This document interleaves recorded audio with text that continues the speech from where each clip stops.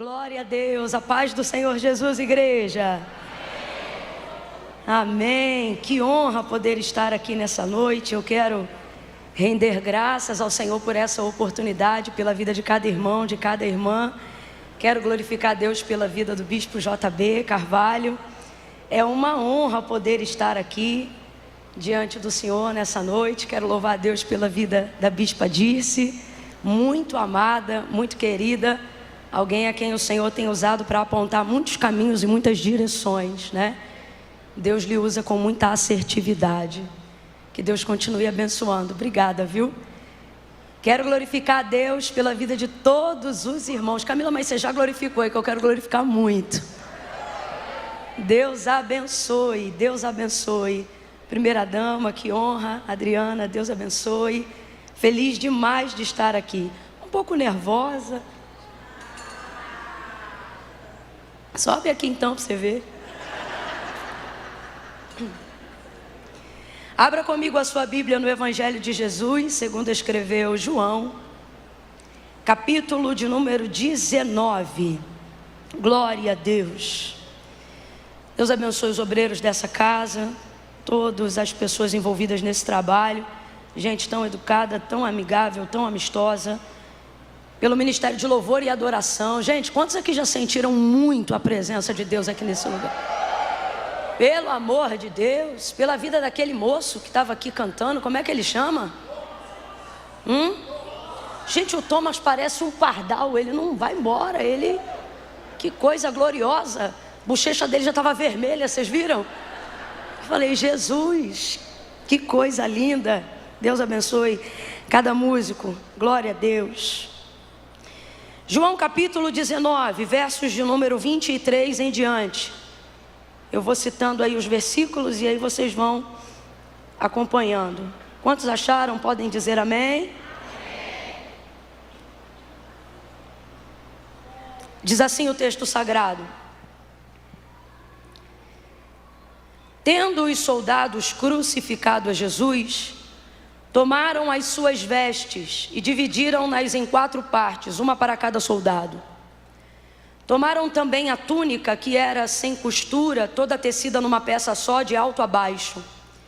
E disseram uns aos outros: não a rasguemos, mas lancemos sortes sobre ela para ver de quem será. E isto aconteceu para que se cumprisse a escritura. Complete aí para mim, por favor.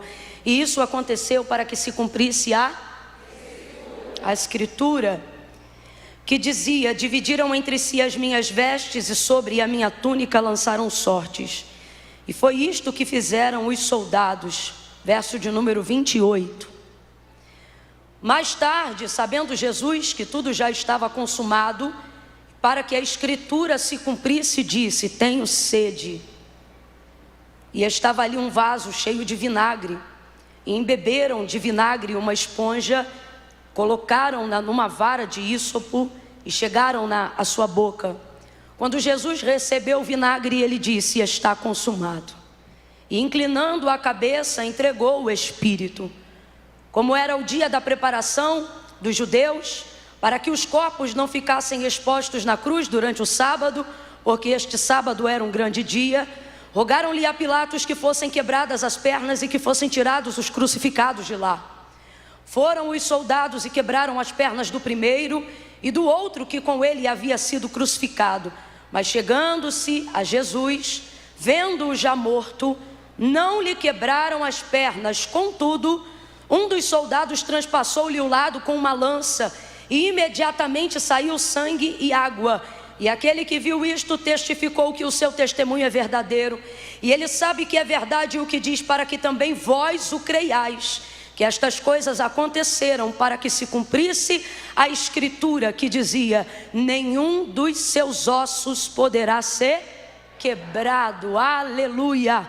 Complete comigo só mais uma vez esse último versículo que nós lemos: e estas coisas aconteceram para que se cumprisse mais uma vez, para que se cumprisse a escritura. Diga amém por essa palavra. Amém. Eu vou contar de 1 a 3. Quando eu disser 3, eu gostaria que você liberasse uma palavra que determina o rumo profético daquilo que Deus nos confiou como verdade nessa noite. Quando eu disser 3, você vai olhar para quem está ao seu lado e vai dizer para esta pessoa apenas uma palavra, só isso. Porque deixa eu te falar, você não precisa de tudo que acha que precisa para chegar no lugar que Deus determinou, no lugar que Deus disse que você chegaria. Às vezes a gente pensa que Deus depende de circunstâncias favoráveis para fazer cumprir aquilo que Ele nos prometeu. A gente sabe que Ele não precisa, mas vive como se Ele precisasse. Porque diante de qualquer adversidade, qualquer dilema, qualquer dificuldade que se apresenta, uma enfermidade, uma esterilidade, uma porta fechada, um levante, uma afronta, uma dificuldade financeira, uma dívida, uma falência, uma palavra que contraria completamente toda a palavra que Deus determinou ao nosso respeito, tem um poder de nos desestabilizar de uma tal forma. E isso acontece porque obviamente nós não somos dotados apenas de alma, aonde está a nossa intenção, aonde está a nossa personalidade, mas somos dotados também de espírito. E se fôssemos dotados só de espírito, não ficaríamos abalados emocionalmente. Aconteça o que acontecesse, continuaríamos firmes no propósito que Deus já estabeleceu para nós. Mas como também somos dotados de alma, ficamos extremamente abalados emocionalmente, mentalmente, e sabemos que Deus não depende de circunstâncias favoráveis para operar, mas vivemos como se Ele dependesse de ajuda para fazer essas coisas acontecerem. Então, por mais que estejamos aqui reunidos nesta noite debaixo de uma palavra, a verdade é que muitos de nós entramos aqui abalados, pedindo para Deus confirmação acerca de coisas que Ele já disse, pedindo para Deus que continue falando conosco, e Ele, porque é bondoso e é misericordioso, e sabe que não somos mato, sabe que não somos semente, sabe que não somos peixe, sabe que não somos bicho, porque para esses Ele deu uma palavra e eles os obedecem desde o dia em que liberou essa palavra, né? Ele liberou a palavra e Ele disse uma única vez que cada erva dê semente conforme a sua espécie, e cada semente conforme a espécie está nela, e assim para todos os animais e para todas as espécies que já foram criadas. E Deus nunca mais precisou dizer isso de novo. A todas as águas, oceanos, a tudo aquilo que está preso ou debaixo do firmamento, obedece a palavra de Deus desde o dia em que Ele falou, e Ele disse uma única vez. Não precisou dizer nunca mais. E tudo o respeita e o obedece desde então. Mas acerca do homem, e Ele é tão bom que Ele se responsabiliza, porque Ele mesmo sabe. Quando Ele nos fez, o texto é claro em dizer: soprou em suas narinas o fôlego de vida, e o homem foi feito alma vivente. Ele sabe, é semelhante, mas não é igual. Ele sabe, lembra a mim, mas não pode ser como eu. Precisa de ajuda, é falho.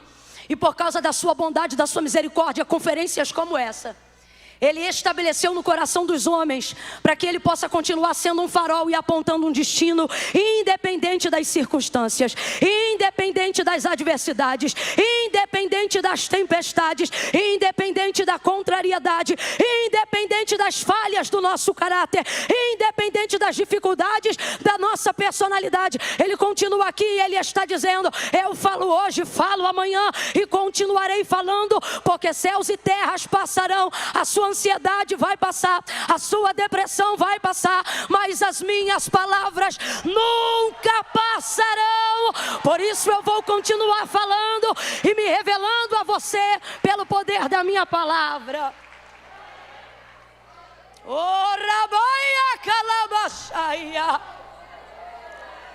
E Ele fala e não se cala. Quando Deus criou todas as coisas que existem e que estão diante dos nossos olhos, visto que tudo obedeceu ao ouvir a sua voz, dava até a impressão de que Ele não precisava falar nunca mais. Se o mar, que é muito maior do que tudo que você carrega dentro de você, obedeceu a sua voz desde que tudo foi criado, por que seria tão difícil para você obedecer? E é por isso que o salmista vai salmodiar e ele vai colocar o homem no pináculo da criação, quando messianicamente ele o compara ao Messias. E ele diz: pouco menor do que os anjos o fizeste, mas de glória o vestiste e o coroaste. Tem muitas coisas que Deus ama no mundo, mas nada compete com você. Nada. E você pode não acreditar nisso, e isso não muda essa verdade. Você pode não sentir isso agora, e isso não muda essa verdade. Você pode não estar se sentindo amado aqui agora, e isso não muda essa verdade. E essa verdade não é uma história, é uma pessoa. E ela é uma realidade. Esteja você sentindo isso ou não agora, você é o pináculo da criação de Deus. Aquilo que Ele fez e que Ele mais ama e amou. E Ele é tão generoso que depois de criar todas as coisas e fazer então o homem, nunca mais Ele parou de trabalhar, percebeu? Olha para quem está do teu lado e diga: você dá um trabalho.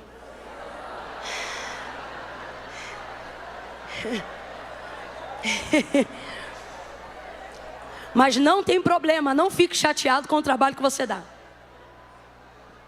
Não fique chateado com o trabalho que você está dando. Porque você está dando trabalho para alguém que não se cansa. Você está dando trabalho para alguém que não se fadiga. Eu fico tão triste quando eu vejo um crente podendo pedir para Deus o que ele quiser, e ele diz assim: eu não tenho coragem de pedir. Eu fico tão triste. Porque se tem uma coisa que dá prazer em Deus é trabalhar. Veja, Ele criou rios, oceanos, mares, tudo que existe, tudo que há. E ao 7º dia, não porque tinha necessidade, mas para estabelecer para nós um princípio, o texto diz que no 7º dia Ele descansou. Parou para admirar a sua obra, a sua criação. Só que depois de haver feito o homem, Deus nunca mais descansou. E eu não estou falando do sábado, eu estou falando de expediente. Nunca mais. E não sou eu que estou dizendo isso para te agradar, para fazer você se sentir amado, não. Como eu já disse, isso é uma verdade irrefutável, acredite você nela ou não. Nunca mais Deus... Rapaz, Deus criou baleia e descansou. Deus criou tudo que existe e há, e conseguiu, abre aspas, descansar, fecha aspas.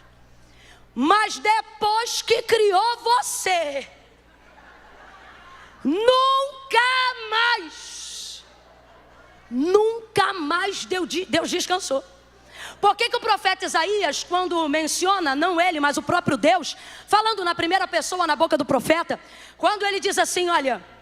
Porque desde a antiguidade, por que ele não diz desde a eternidade? Mesmo sendo filha dele, porque ele é pai da eternidade, ele estabeleceu um tempo para contar a eternidade, porque ele consegue ser maior do que a eternidade e está fora do que tudo que pode ser contado.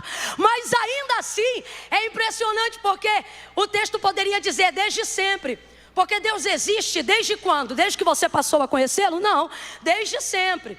Então poderia dizer assim, porque desde sempre, mas não diz desde sempre. Veja o texto do profeta Isaías, porque desde a antiguidade. Antiguidade e eternidade são iguais, gente? Não, eternidade é desde sempre. Antigamente é desde um ponto, muito antigo, mais um ponto. Ok? E olha o que ele diz, porque desde a antiguidade, nem com o ouvido se ouviu, e nem com o olho se viu, um Deus que...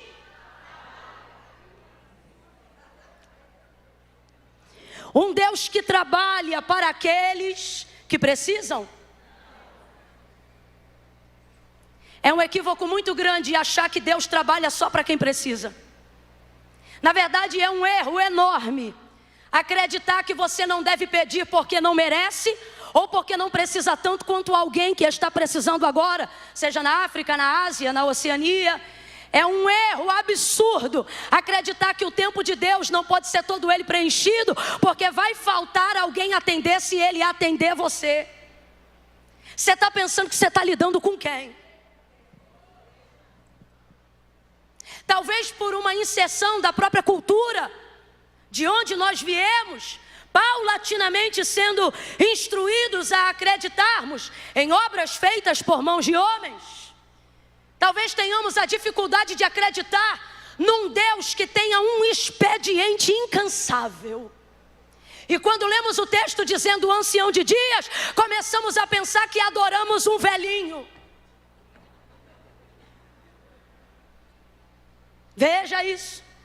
Deus não trabalha para quem precisa. É por isso que muita gente que já precisou muito, hoje odeia o Deus que um dia disse adorá-lo. Porque se você começa a desenvolver esse raciocínio, você começa a acreditar na ideia de que se Deus só trabalha ou deve trabalhar para quem precisa, não podem haver situações de injustiça, moradores de rua, dificuldade em questão de condição e existência social, porque você acha que Deus tem que fazer alguma coisa, afinal as pessoas precisam. Então você começa a acreditar que porque Ele tem poder para curar todas as doenças, Ele tem que curar todos os doentes. E então o Deus que hoje você diz adorar, daqui a pouco tempo você começará a achar que Ele na verdade é muito injusto para ser adorado. Porque na verdade não compreendeu que Ele não trabalha para quem precisa. Ele trabalha para quem? E o que é espera? Expectativa. O que é espera? Manifestação da fé de quem interessa. O que é espera? Certeza das coisas que eu não tenho, mas que eu já creio que recebi e estão diante de mim. Deus não trabalha para quem precisa, Deus trabalha para quem espera. Aí veja o texto: porque desde a antiguidade com o ouvido não se ouviu e nem com o olho se viu um Deus que trabalha para aqueles que nele esperam. Olhe de novo para alguém e diga: Deus trabalha muito. Está fraco, diga: Deus trabalha muito. Por você. Deus trouxe pessoas hoje aqui e Ele está dizendo: eu não quero você se sentindo ameaçado de todos os lados. Eu quero que você saiba que é protegido de todos os lados. Você é guardado de todos os lados. Você é amparado de todos os lados. Oh, é por isso que o salmista dizia: eleva os meus olhos para os montes. De onde me virá o socorro? O meu socorro vem do Senhor, que criou o céu e a terra. É tudo dele. Aí ele diz: o sol não te molestará de dia e nem a lua de noite. O Senhor guardará a tua alma. Ele guardará a tua entrada, Ele guardará a tua saída. Ele te guardará de todo mal. Oh, aleluia. Deus te trouxe aqui e Ele está dizendo: porque tu tem ficado tanta insônia, tanta gastrite nervosa, tanta calvície por estresse. Deus está dizendo: porventura tu não sabe que tu te cansa, mas eu não. Tu esmorece, mas eu não. Tu falhas, mas eu não. Por isso dorme, porque quem te guarda nunca dormiu e nem vai dormir. Eis que não tosquenejará o guarda de Israel. O Senhor é quem te guarda.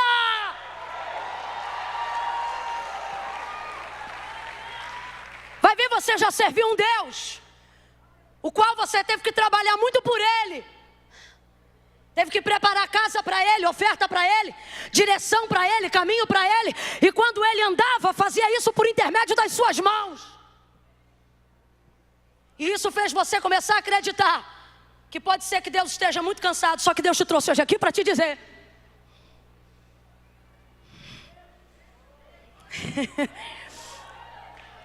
eu trabalho por você quando você nem me conhecia direito. Deus trabalha por aqueles que nele esperam. Tudo que existe e há, diz o autor da carta aos Hebreus, não foi feito por prova aparente do que se vê, mas antes céu e terra foram criados pelo poder da sua palavra. Camille, o que isso tem a ver com João 19? Tudo, presta atenção e para de ser ansioso. Há uma palavra, e esta palavra é a palavra que trouxe à existência tudo que antes não havia, tudo que antes não conhecíamos. Então eu volto a dizer o que disse no início: você não precisa de tudo que acha que precisa para chegar no lugar que você deseja. Você não precisa de tudo que acha que precisa para estar aonde Deus disse que ia lhe colocar. Camille, eu preciso de quê? Você precisa de uma palavra apenas. Uma palavra. E eu já disse e repito novamente nessa noite: Deus não depende de circunstâncias favoráveis para operar. Se Ele liberou uma palavra, ela está proibida de voltar vazia. Antes ela vai e faz aquilo que lhe apraz. Você acha que tem que ter o melhor plano de saúde, você acha que tem que ter o melhor plano de carreira, você acha que tem que ter os melhores amigos, você acha que tem que aumentar a sua cartilha, a sua network, você acha que tem que ter 2, 3, 4, 5 milhões até o final do ano para conseguir virar uma chave. Tudo isso é planejamento e não é errado fazer. O problema é depositar toda a sua expectativa no seu empenho, acreditando que qualquer coisa que aconteça ou abale o mundo terá o poder de abalar a palavra que Deus liberou a seu respeito. E por isso você tem vivido se desgastando, gastando a sua energia, a energia que você podia estar usando para adorar, a energia que você podia estar usando para descansar diante dele, porque mais fé do que precisa ter quem trabalha, precisa ter quem descansa. Por isso que quem descansa demonstra maior confiança para Deus. Veja, se você tem uma palavra, você tem tudo, mas a gente age com a palavra de Deus como se ela fosse uma coisa abstrata, como se ela não fosse mais sólida do que o chão que eu estou pisando, como se ela não tivesse maior poder de cobertura do que este teto que está sobre a nossa cabeça. Você estoura uma bomba aqui dentro, não sobra piso, não sobra teto, não sobra nada. Isso que hoje você tem certeza da solidez que é, amanhã não é mais nada. Agora, bota um crente debaixo de uma palavra. Pode jogar a bomba que for. Remacaia, Sória.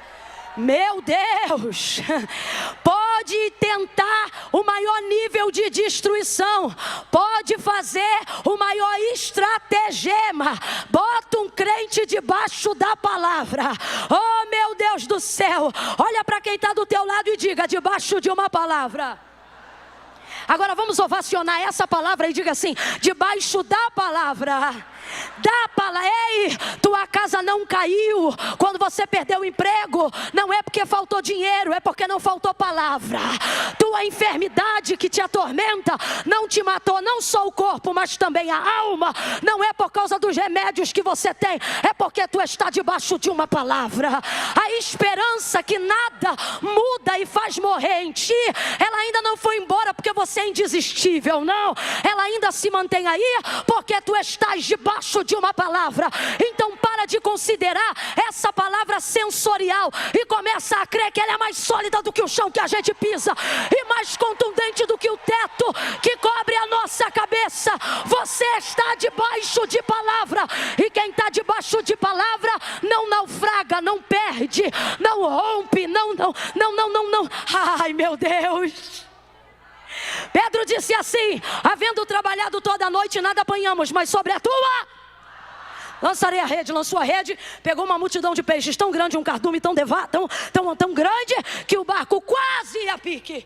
E por que não foi a pique? Porque quem está debaixo de uma palavra vê o quase, mas não perde tudo. Você está aqui e está dizendo assim: Camila, eu estou debaixo da palavra, mas eu estou quase morrendo. Eu estou debaixo da palavra, mas eu estou quase perdendo. Camila, eu estou debaixo da palavra, mas eu estou quase me divorciando. E é este quase que não deixa concluir, porque a palavra de Deus está ali medindo o comprimento do barco, a estrutura da tua jangada, e Ele está dizendo: não vai. Por que não vai? Porque tu está debaixo de uma. Está na hora de você entender que isso aqui não é uma concentração de religiosos, meu irmão. Isso aqui é uma reunião de gente que existe, subsiste e resiste, porque está debaixo de uma palavra. Oremaia calama. Meu Deus. Imaga sumi remaia saia.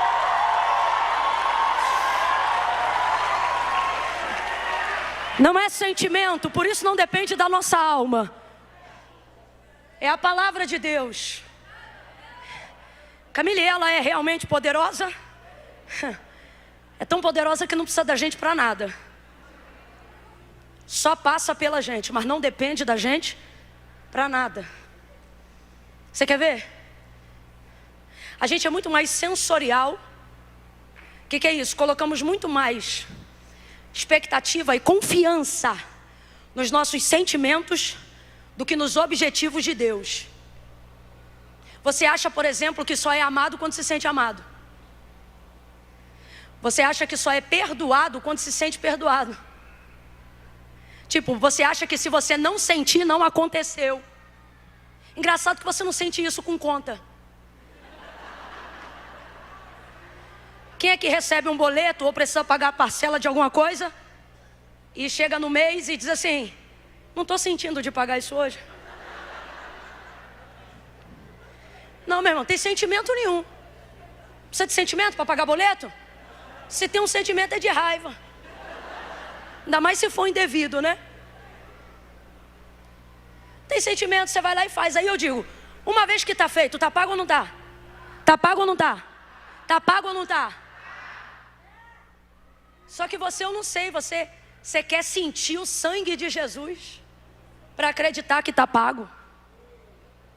Você começa a colocar em questão sensorial aquilo que é fato.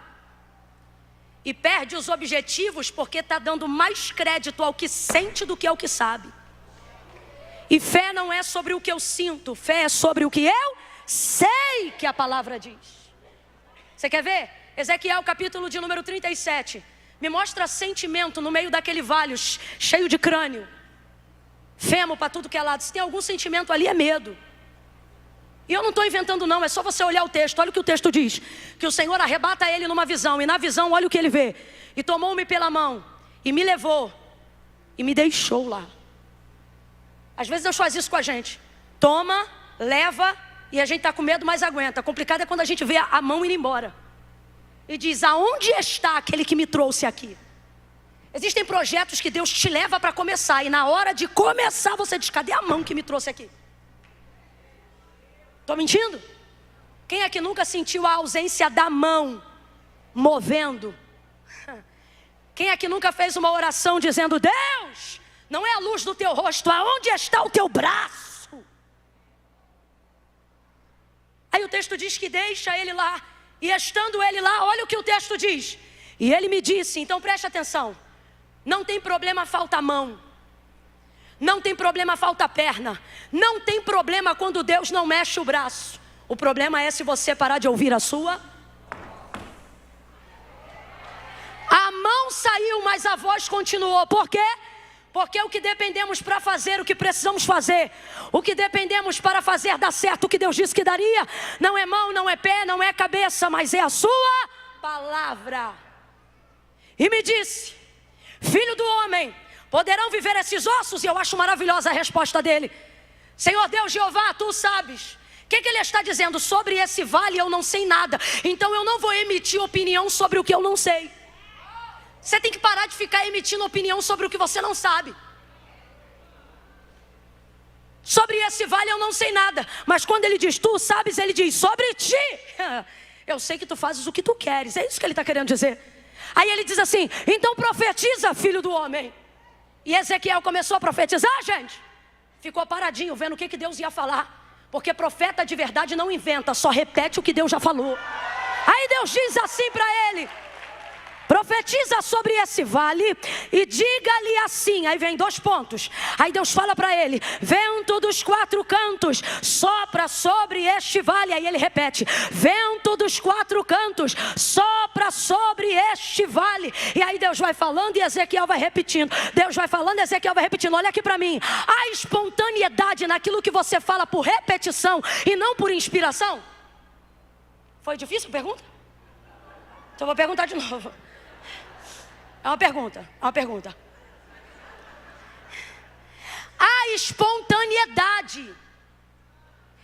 Agora tu vai esperar eu fazer a pergunta toda. A espontaneidade.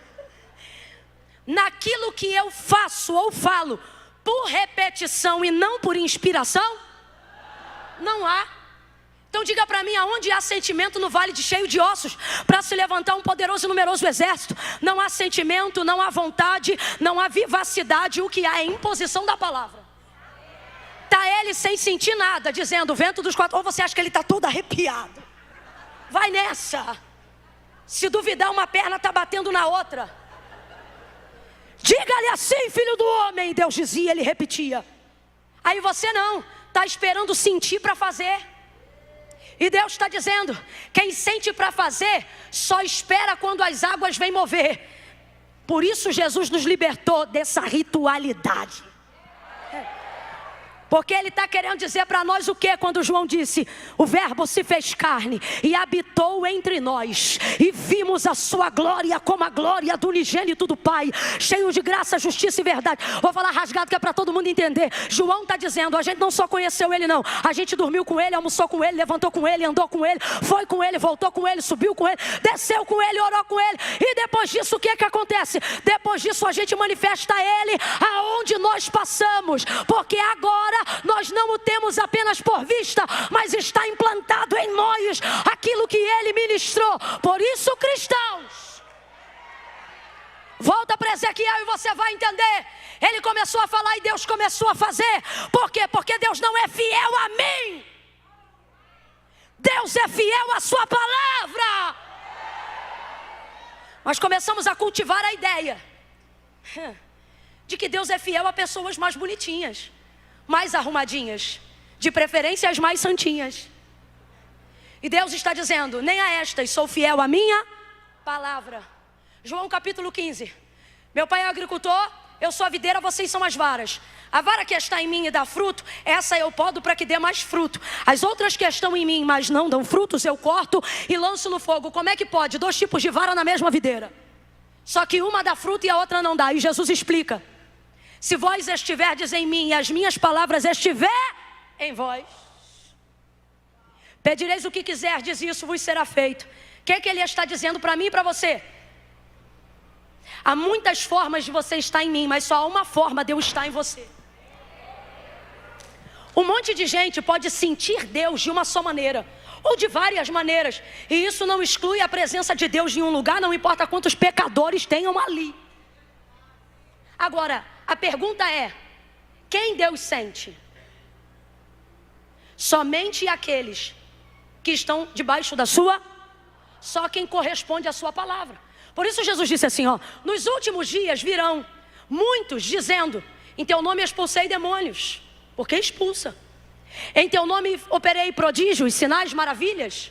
Jesus vai dizer o que é para eles?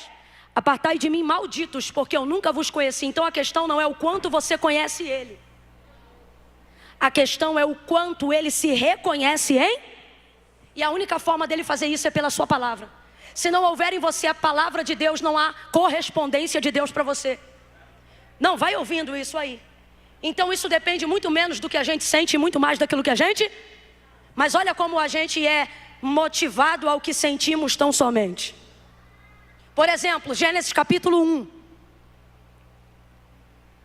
No princípio a terra era sem forma, havia trevas sobre a face do abismo, e o Espírito de Deus, o Espírito de quem, gente?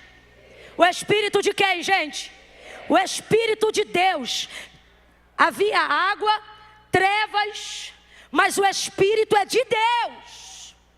Não há lugar que Deus não entre.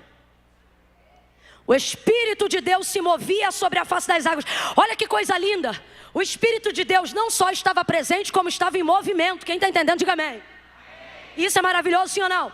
Quem é que gosta de um mover de Deus? Vou perguntar de novo, quem é que gosta de um mover de Deus? A gente ama um mover de Deus, mas a igreja não cresceu debaixo de mover. O Espírito de Deus se movia à face das águas. Veja, é o Espírito de Deus, está se movendo, mas não está acontecendo. O que estava em trevas continua em trevas. O que era abismo continua sendo abismo. E o que era água continua sem terra. Mas é o Espírito de Deus que está se movendo, mas não está fazendo nada, não está transformando nada, não está realizando nada. Mas vai aparecer então o verso que diz: e disse Deus. Aí eu sinto uma alegria tão grande nesse verso. E disse Deus. Agora Deus não está se movendo, agora Deus está. E disse Deus: haja luz, e houve luz. Aí agora sim, o que estava em trevas agora vai estar em luz. E ele começa a falar. E à medida que ele fala, as coisas vão acontecendo. À medida que ele fala, as coisas vão acontecendo. À medida que ele fala, as coisas vão acontecendo. Ele fala e vai acontecendo. Ele fala e vai acontecendo. Isso é o poder da sua palavra e não do seu mover. Mover sem palavra não muda nada, porque mover não transforma, mas palavra traz mover e transformação. Debaixo da palavra de Deus haverá transformação. Não é debaixo do que você sente. Então veja, temos consciência de que Deus não depende de circunstâncias favoráveis para fazer cumprir aquilo que nos disse. Porém, agimos como se Ele dependesse da nossa ajuda ou de circunstâncias melhores. Por quê? Porque temos fé no que sentimos e não no que sabemos. O que você sabe sobre Deus é o suficiente para te colocar num lugar de segurança. Será que o currículo do Deus de Gênesis não é o suficiente para te dar crédito, para mostrar que Ele não precisa de nada? Você pensa, eu preciso de toda a fé para Deus fazer o que eu quero. E aí quando aquilo que você quer não acontece, você diz assim, é porque eu não tive fé o suficiente. Na verdade o que você não teve foi palavra o suficiente. Se você se apegasse mais à palavra do que ao que você sente, não haveria nada que você quisesse ou pedisse que Deus não fizesse. Camila, pois então eu não tenho que ter fé? Uma fé baseada na palavra e não uma fé baseada no que você sente. Mas você acha que orar e não ler a Bíblia é o suficiente? Você acha que fazer voto e não ler a Bíblia é o suficiente? Você acha que estar dentro de atmosferas proféticas e não conhecer o texto sagrado é o suficiente? Você acha que subir monte é o suficiente? Você acha que orar de madrugada é o suficiente? E Deus está dizendo, é meu mover e é de mim. Mas se não tiver palavra, não haverá correspondência daquilo que você está pedindo para eu fazer. E então, Camila, está na hora de você mudar 2 pilares. Tirá-los, não. Colocar eles no lugar que eles devem estar. Aonde? Primeiro palavra, depois fé. Quem tem que vir primeiro? Quem tem que vir primeiro? Quando você coloca a palavra no lugar que ela tem que estar, fé se torna a consequência do que você sabe. Logo você não motiva a fé. Você recita a palavra e ela sopra a brasa da fé. Você quer fazer o contrário, soprar a brasa da fé e esperar que Deus envie palavra. Deus está dizendo, recite, profetize, invoque, cante, pregue, busque a minha palavra e deixa que ela, começa a soprar a brasa da fé. Rapaz, isso aqui é muito sério. Quando Deus disse haja luz, quem foi que disse eu concordo? Quando Deus disse haja luz, quem foi que disse eu creio? Ninguém disse nada. Foi o poder da sua? Foi o poder da sua? Quando Deus disse haja firmamento, qual foi o anjo que disse amém, Jeová? Tá ligado? Não precisou de fé para haver manifestação de mundo. O que eu estou querendo dizer aqui? Não é heresia não, presta atenção. Deus não depende da nossa fé para fazer nada. Quando eu creio, Deus tem poder para fazer. E quando eu não creio, Ele continua tendo poder para fazer. Mas Ele só faz na vida de quem? Então presta atenção. Deus não depende da minha fé para ter poder de fazer. Eu que dependo da minha fé para ter poder de receber aquilo que Ele já fez. Logo, a minha fé não está no que eu sinto, a minha fé está na palavra. E por que isso é tão importante? Porque isso muda completamente o cenário atual da sua vida. Não importa como você entrou aqui dentro nessa noite, você sai com uma mudança de cenário radical em 3 passos. Não, eu vou falar de novo. Não importa como você entrou aqui nessa noite hoje. Se você entrar debaixo dessa palavra, Deus vai mudar radicalmente todo o cenário e qualquer realidade que você acredite ser impossível a mudança. Sobe aqui a banda que é pra gente terminar junto sobre essa palavra. Camila e João 19, vem agora. Tudo o que João está vendo acontecer no Calvário vai acontecer mediante a palavra. Por quê? Porque tudo que está acontecendo por pior que pareça, é a pior cena, foi aquilo que deu mais dor e agonia em Jesus. A angústia maior de sua vida foi ir ao Calvário. Lágrimas rolaram do seu rosto, suor vertido em gotas de sangue, ao ponto da sua humanidade gritar ao lado da sua divindade, dizendo: Pai, se possível for, passa de mim esse cálice. Tão difícil era aquele momento. Agora veja, ele está no Calvário. Coisas aparentemente extremamente ruins estão acontecendo. João poderia ter ficado desgovernado como Pedro, traído como Judas. Qualquer um na sua humanidade pode errar, sim ou não? Sim ou não, gente? Só que João vai se manter fiel até o final. E uma das coisas que estabelecem para mim e para você um critério de aplicação. O que é isso? Faça igual e você vai viver a mesma coisa. O que é, Camila? Ele tinha o texto de Isaías de cor.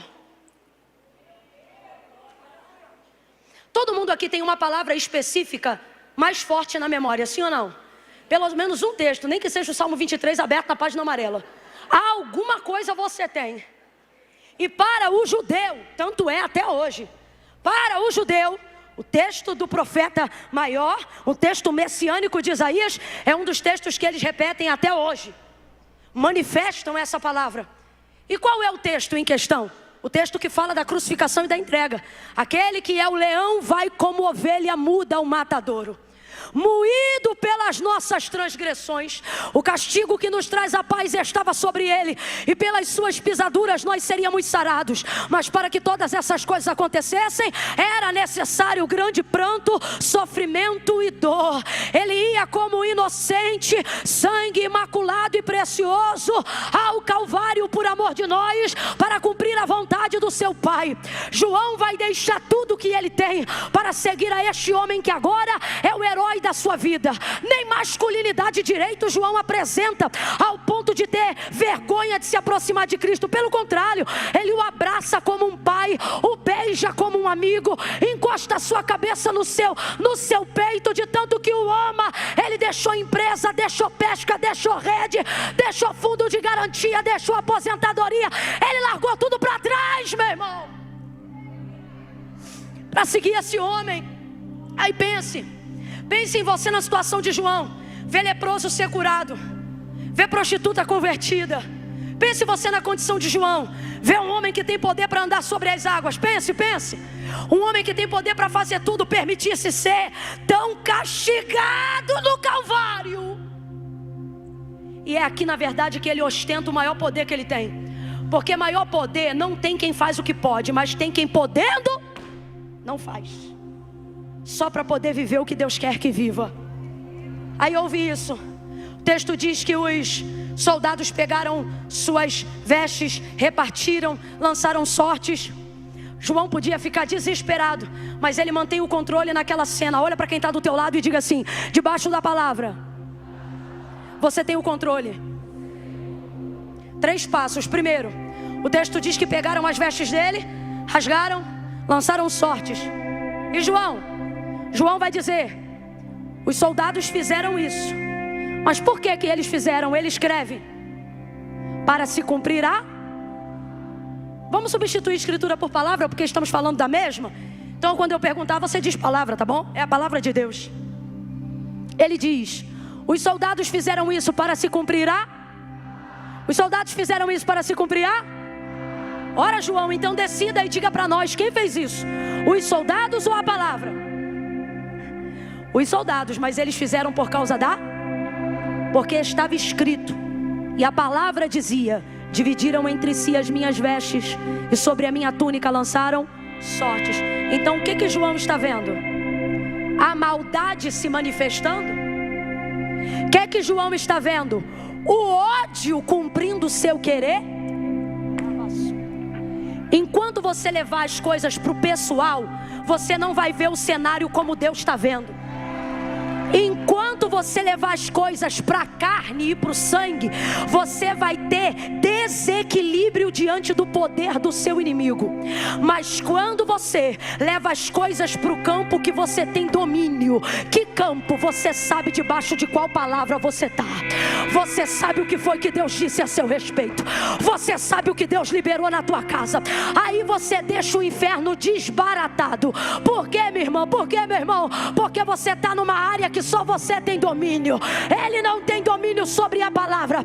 Ele só tem domínio sobre as nossas carnalidades. Mas na palavra ele não tem domínio. Olha, João, o pau está quebrando no Calvário e ele está lá, ó, controlado. Sabe por que você quer dar na cara dos outros? Porque tu está na carne. Tem gente aqui que está dizendo assim: agora fulano vai ver que eu sou crente, mas não sou otário não. E o Senhor está dizendo: você está descendo para o nível do teu inimigo. Você está indo para onde ele tem poder de atuação. Vai para onde ele não tem poder de atuação.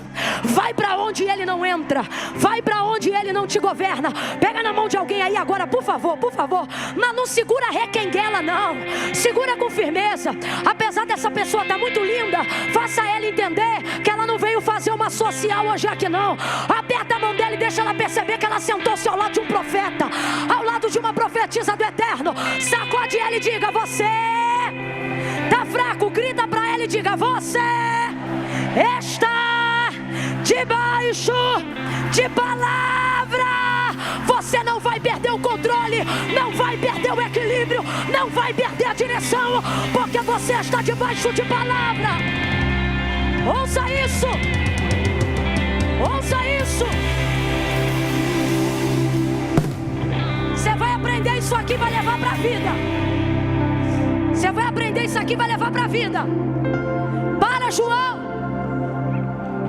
os inimigos, os algozes da cruz.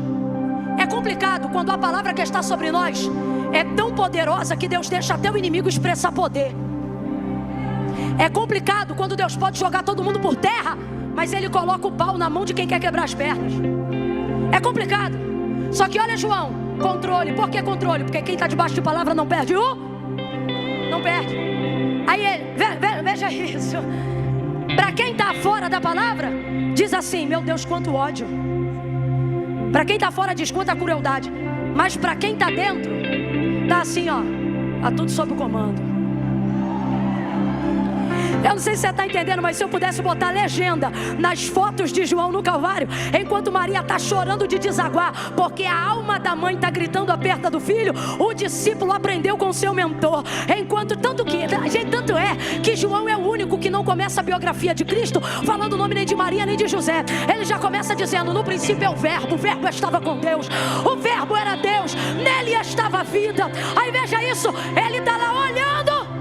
E ele sabe, os soldados estão com ódio, os soldados estão com fúria, mas no olhar de João, os soldados estão debaixo da palavra. O ódio está debaixo da palavra. E tudo que está acontecendo está sobre o controle e o domínio da palavra. Então um carnal poderia dizer: quantos inimigos? Mas João diria: quantos funcionários? Porque quando você está debaixo da palavra, até teu inimigo coopera para você chegar onde Deus disse que você chegaria. Bata na mão de alguém aí e diga: não é inimigo, é funcionário. É funcionário. Porque todas as coisas cooperam para o bem. Todas as coisas cooperam para o bem. Todas as coisas cooperam para o bem daqueles que amam a Deus. Olha aqui para mim. Ou você crê nisso, no que a palavra diz, ou tudo o que acontecer, você vai achar que você é marionete na mão do capeta. Davi tinha tanta convicção que quando um dos adversários dele, no tempo em que Absalão tentou tomar o reino, se levanta para atacar pedra nele, um dos seus valentes, filho de Simei, pega a espada e diz: quem esse cão morto pensa que é para atacar pedra no rei? Eu vou arrancar a cabeça dele agora. Parece que eu vejo Davi metendo a mão nos peitos do camarada e dizendo assim: segura aí, Por que segura? Porque quando você está debaixo de palavra, você não deixa ninguém intervir no que está acontecendo. Quando Deus deu o trono para Davi, e não tem inferno nem Absalão que tire.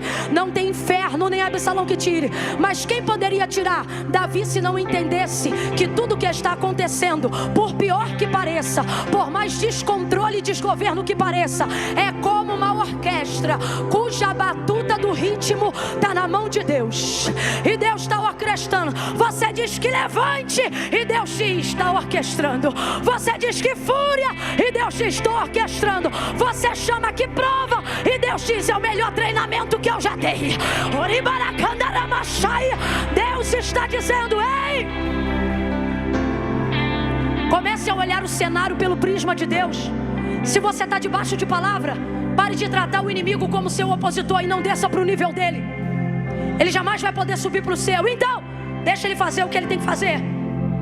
E você fica debaixo da palavra. Quando eu estou debaixo de palavra, meus inimigos se tornam funcionários da promessa que Deus liberou. Segundo, vendo que tudo já estava consumado, ele disse: tenho sede. Por que ele fez isso? Porque só faltava uma coisa para ele sair daquela situação e entregar o espírito dele para Deus. Aí eu te pergunto: você faria o que precisa ser feito se eu te dissesse que o que te tira desse cenário de caos não é uma atitude de Deus, mas é uma atitude sua? Você faria o que tem que fazer? Tipo o que, Camila? Tipo pedir perdão quando você não fez nada. Jesus disse: quero água. Quem lembra do texto? Jesus disse: quero água. Jesus disse o quê? Sabe o que ele está dizendo? Se ele tem consciência da palavra, ele sabe que não vão dar água para ele. Vão dar o quê? Jesus sabia ou não sabia que ia beber vinagre ao invés de água? Só que mesmo assim ele disse: eu tenho sede, mesmo sabendo que iria beber. Porque ele não está pedindo porque precisa, está pedindo para cumprir Ele não está pedindo para cumprir um desejo. Ele está pedindo para cumprir um mandamento, uma ordem. O que isso significa? Deus está dizendo: as maiores viradas de chaves na sua vida não tem a ver com o que eu faço, mas tem a ver com o quanto você aguenta se humilhar diante daquilo que eu já estou fazendo. Quando você está debaixo de uma palavra, você ganha um nível de autonomia. O que é isso? Você tem condições de acelerar o processo. Na primeira parte os discípulos fizeram, mas agora na segunda, quem está fazendo é Jesus. Jesus está dizendo: comece a fazer o que eu te chamei para fazer, mesmo quando ninguém mais está fazendo nada por você. E por fim, Jesus morreu. E a palavra continuou sobre ele. Jesus morreu. Responda para mim, para a gente encerrar junto. Morto se debate? Morto argumenta? Vem cá, gente. Morto se defende? Camila, o que isso significa? Significa que tem situações na sua vida que mesmo que a palavra de Deus sobre a sua vida seja a palavra de vida, haverão momentos que você vai estar como morto. Terá boca, mas não poderá falar. Terá mão, mas não poderá mexer.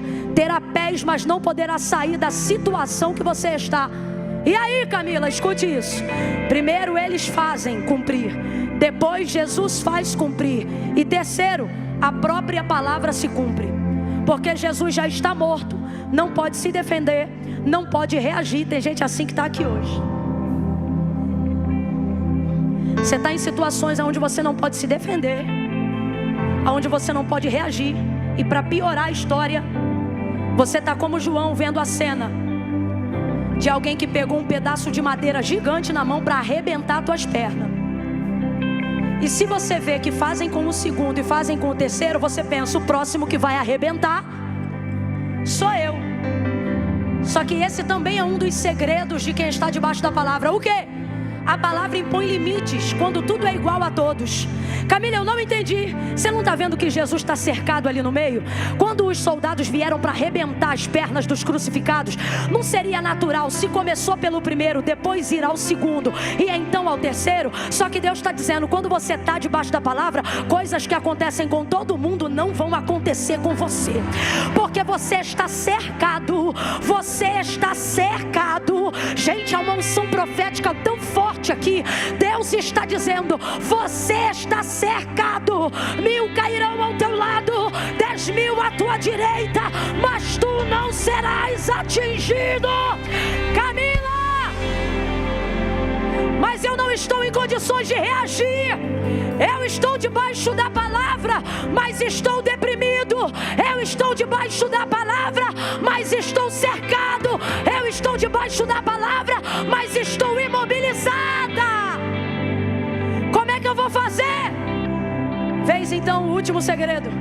Deus diz assim: quando você vive a sua vida para cumprir a minha palavra se mantém viva até depois da sua morte.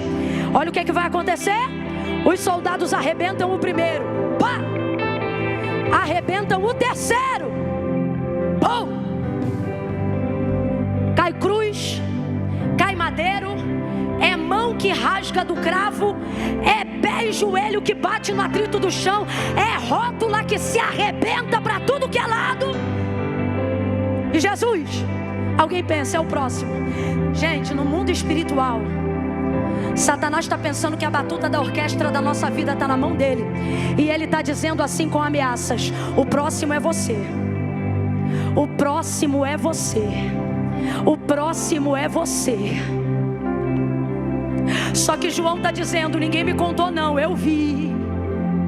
E esse vai ser o testemunho, sabe por quê? Porque depois de muitos anos dentro da nossa nação, nós vamos ser testemunhas, não do que os outros viveram, mas da história que Deus está escrevendo através da vida daqueles que se colocaram debaixo da palavra.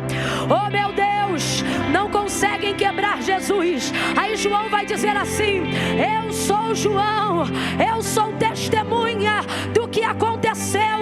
Ele diz assim: quebraram o primeiro, quebraram o terceiro, chegando-se porém a Jesus. Agora presta atenção, isso aqui é um ato profético que Deus está mandando eu fazer agora.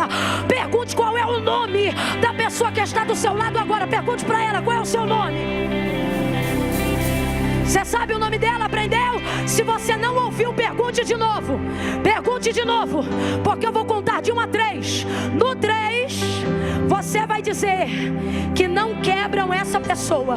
Você vai dizer, mas o fulano não quebram, mas o fulano não quebram, mas o ciclano não quebram. Bora que eu também tenho que ter alguém. Meu nome é Camila, teu nome é qual? Qual é teu nome? No 3 você vai ter que dizer meu nome dizendo que não vão me quebrar, e eu vou dizer o teu nome dizendo que não vão te quebrar. Qual é teu nome? Qual é meu nome? Qual é teu nome?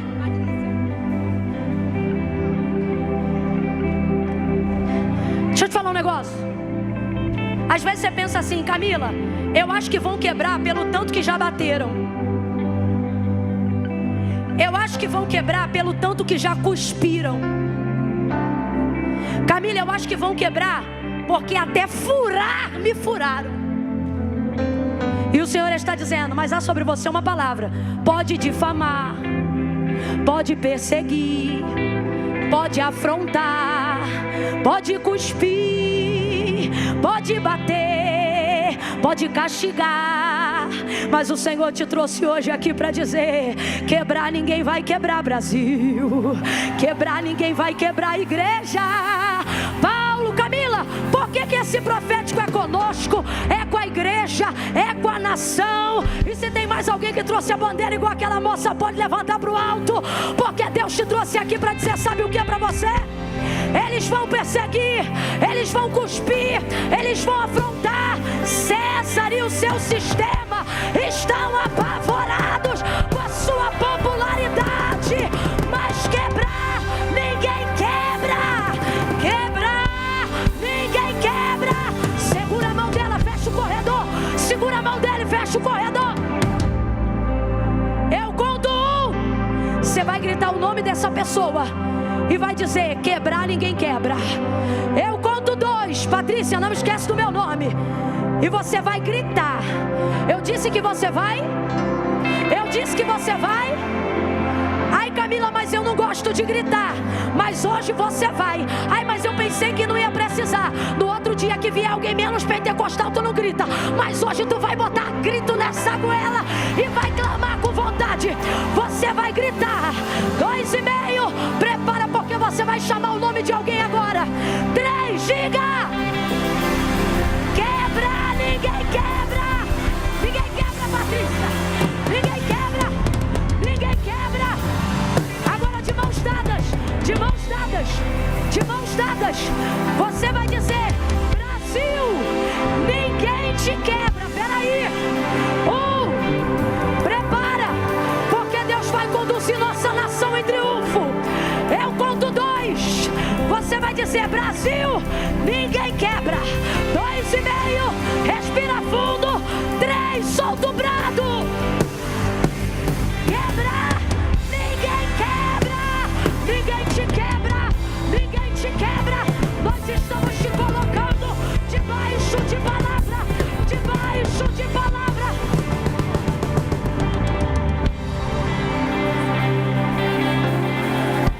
Boa, boa. Vai quebrar não. Ih, levanta essa cabeça, menino. Ih, quebra não. Tu vem mancando, mas vem. Vem se arrastando, mas vem. Vem com Rivotril na bolsa, mas vem. Porque quebrar não quebra. Quebrar não quebra. Quebrar não quebra. Ninguém vai quebrar, ninguém vai quebrar. Ninguém vai quebrar, porque você está debaixo de palavra. Você está debaixo de. Você está debaixo de. Então não tem figa, não tem cruzar de dedo, não tem encantamento, não tem obra da malignidade. Ninguém vai quebrar. Camila, mas eu estou apavorado. Eu estou vendo ele vir por um caminho. Deus está dizendo: devia estar vendo ele ir por 7. Ele indo embora por 7. Vindo ele como correntes de águas contra ti. O Senhor arvorará. Quem pode balançar uma bandeira? Ei, ei, ei, ei. Bandeira de sangue. Sangue carmesim. Orecalaia chore. Sangue carmesim. Bandeira de espada, de palavra. Deus está me dando uma visão. Eu estou vendo a estrela de Davi. Deus está dizendo: não vai faltar remanescente, não vai faltar lâmpada acesa na nossa nação. Deus prometeu isso a Davi, mas nós também fomos constituídos filhos de Abraão, porque todos aqueles a quem receberam, recebeu com eles o direito. Estufa esse peito, porque você tem direito de usar a palavra, de estar debaixo dela, de ser abençoado por ela. Ninguém vai quebrar. Por que, Camila? Onde está a garantia? No que você está falando? Não, no que a Bíblia diz. Quando ela diz, Paulo escreve a carta à igreja de Corinto, e ele diz assim: ora, vós sois o corpo de.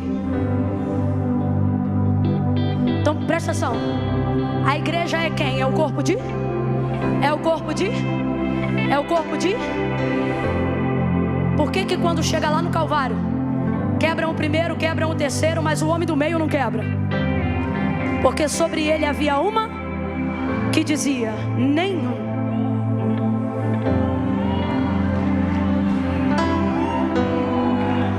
Talvez hoje aqui, como membro atuante do corpo de Cristo, você seja um pedacinho daquele osso do ouvido que é pequenininho, é martelo que chama?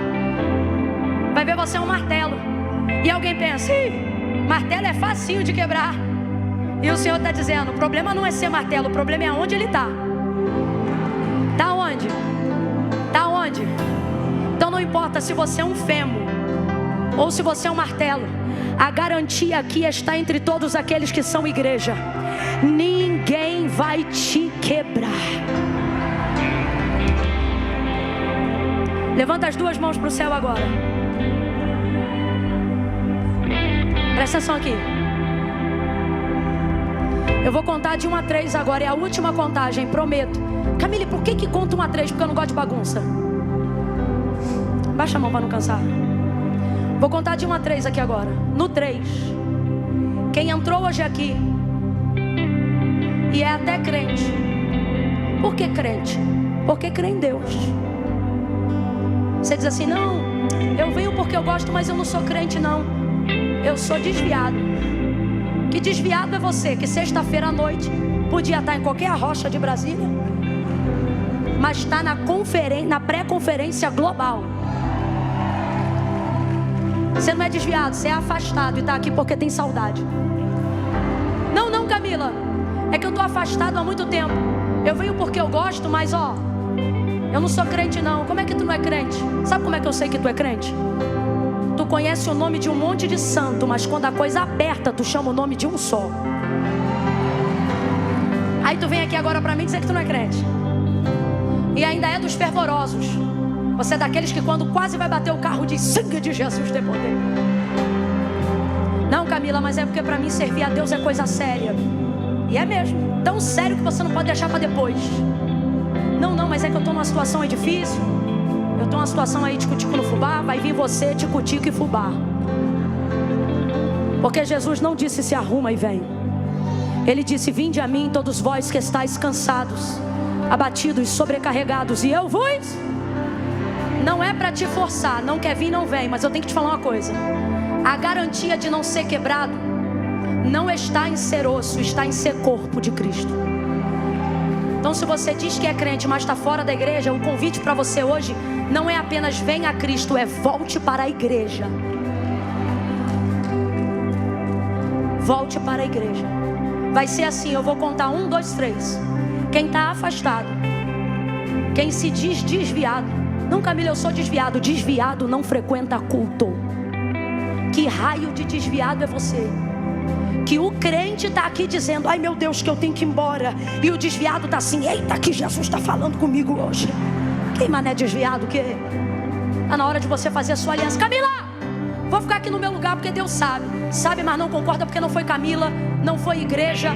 Foi Jesus que disse: aquele que me confessar diante dos homens, eu também o confessarei diante do meu Pai que está no céu. Porém, aquele que se envergonhar de mim diante dos homens, também será envergonhado diante do meu Pai e dos anjos. Camila, então tem que ir aí na frente? Tem!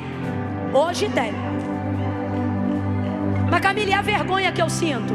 Mete a vergonha no bolso e vem com vergonha e tudo. Porque a vergonha é passageira, mas tua salvação é eterna. Camila, eu estou lá atrás. É meio longe para pegar aqui o corredor. Nós vamos abrir um caminho para você agora. Eu conto 1, abram os corredores. Abram os corredores. Aonde tiver corredor, abra o corredor aí agora. Abra o corredor, abra. Onde tiver, abra o corredor. 2.